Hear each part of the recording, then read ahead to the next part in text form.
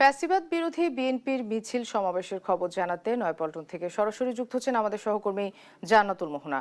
মোহনা, দলীয় কার্যালয়ের সামনে কি কি কর্মসূচি দেখছেন, বিস্তারিত আমাদেরকে জানাবেন।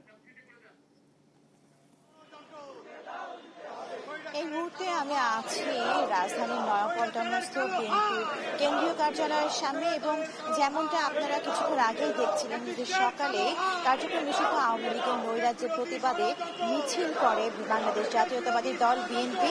এরপরে আমরা দেখেছি এখানকার যারা নেতাকর্মীরা রয়েছেন, যারা ছাত্র দল এবং যুব দলের যারা নেতাকর্মীরা রয়েছেন, তারা এই কেন্দ্রীয় কার্যালয়ের সামনে অবস্থান করছেন এবং তাদের সাথে আমরা কথা বলেছি। তারা আমাদেরকে জানিয়েছেন যে আসলে কোনোভাবেই তারা এই ফ্যাসিবাদকে মেনে নিবে না, এবং এই বিষয়ে জানতে আমরা আরেকটু জানতে চাই যে আপনাদের আজকের অবস্থান সম্পর্কে একটু জানাবেন। আপনারা জানেন যে ফ্যাসিবাদ দীর্ঘদিন যাবৎ 17 বছর যাবৎ বাংলাদেশের মানুষের উপর জুলুম করেছে, তারা অত্যাচার করেছে, তারা নিপীড়ন করেছে, তারা হত্যাকাণ্ড চালিয়েছে, মানুষকে গুম করেছে, বিরোধী দলের নেতাকর্মীদের এবং সাধারণ মানুষদেরকেও।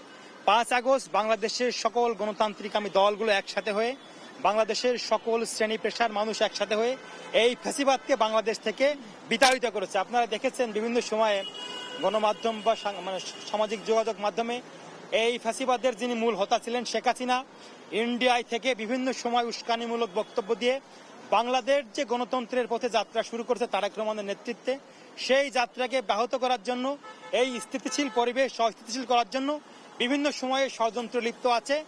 আমরা বাংলাদেশের মানুষ, যারা রাজনৈতিক সচেতন মানুষ আছি, যারা বাংলাদেশে বিশ্বাসী বাংলাদেশি মানুষ আমরা যারা আছি, তারা সকল স্বাধীনতাকামী দলগুলোকে নিয়ে, বাংলাদেশের সকল সচেতন জনগোষ্ঠীকে নিয়েই এই ফ্যাসিবাদ যাতে বাংলাদেশে আর আসতে না পারে ফিরে, তাদের বিরুদ্ধে আমাদের অবস্থান।